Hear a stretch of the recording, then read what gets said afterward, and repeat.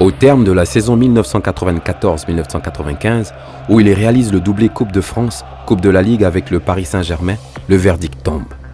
Nous sommes le 26 décembre 1995. Georges Weah est élu Ballon d'Or. Né dans une famille pauvre le 1er octobre 1966 à Monrovia, Weah commence sa carrière de footballeur dans son pays natal en jouant notamment à Mighty Barrow et Invincible 11, deux des plus grands clubs libériens. Il rejoint ensuite le club camerounais du Tonnerre Yaoundé. Claude Leroy, alors entraîneur de l'équipe nationale du Cameroun, le repère et le met en contact avec l'AS Monaco. Le 17 août 1988, alors âgé de 22 ans, Weah débute en première division du football français sous les couleurs de l'AS Monaco et s'impose comme un buteur hors pair alliant vitesse, puissance et efficacité. Durant l'été 1992, il décide de rejoindre le PSG. À Paris, Weah s'impose également et est le meilleur buteur du club en championnat lors de la saison 1992-1993, pendant laquelle le PSG atteint la demi-finale de la Coupe UEFA.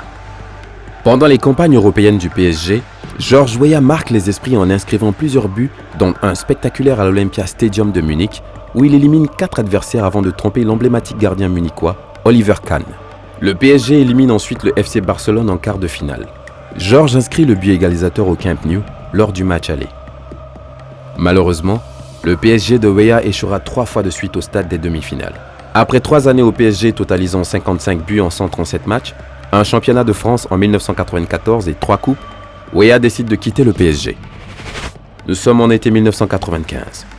Georges Weah s'engage à l'AC Milan et intègre l'un des plus grands clubs du monde avec qui il remporte 2 titres de champion en 1996 et 1999, terminant meilleur buteur de son club pendant 3 années consécutives.